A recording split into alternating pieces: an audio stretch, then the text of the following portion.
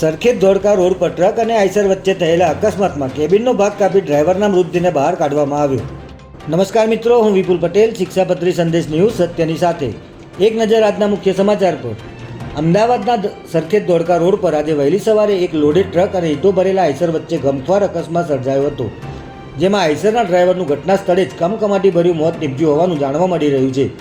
આ રોડ પર છેલ્લા ઘણા સમયથી નિર્માણ કાર્ય ચાલી રહ્યું છે, જેથી આ રોડના 1 કિલોમીટર જેટલા ભાગને વનવેમાં કરવામાં આવ્યો હતો. ત્યારે અહીં આ ગંભીર અકસ્માત સર્જાયો હતો.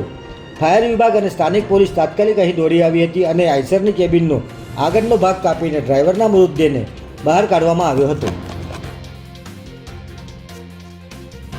ગુજરાતના મુખ્યમંત્રી ભૂપેન્દ્ર પટેલે આજે પોતાના 65મા જન્મદિવસ નિમિત્તે અડાલજ સ્થિત ત્રિમંદિરની મુલાકાત લીધી હતી અને દાદા ભગવાનના દર્શન કર્યા હતા. મુખ્યમંત્રી ભૂપેન્દ્ર પટેલે ત્રિમંદિરમાં પૂજા અર્ચના કરી આધ્યાત્મિક આશીર્વાદ મેળવ્યા હતા. આ પ્રસંગે મંદિરના ટ્રસ્ટના આગેવાનો દ્વારા તેમનું સ્વાગત કરવામાં આવ્યું હતું.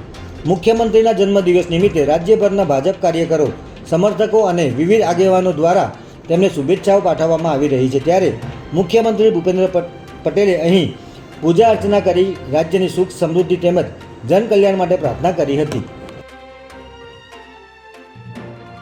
અમદાવાદમાં આવતીકાલે યોજાનારી ભવ્ય રથયાત્રાને હવે માત્ર ગણતરીના કલાકો જ બાકી રહી ગયા છે. ત્યારે સમગ્ર મંદિર પરિસર ભક્તિના રંગે રંગાઈ ગયું છે અને ધાર્મિક વિધિઓ શરૂ કરી દેવામાં આવી છે. ત્યારે આજે વહેલી સવારે ભગવાન જગન્નાથજી, બહેન સુભદ્રાજી અને ભાઈ બળભદ્રજીને સોના વેશથી સુશોભિત કરવામાં આવ્યા છે.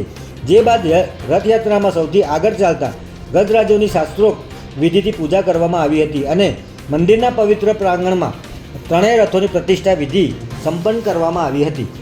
જય હિન્દ, જય ભારત.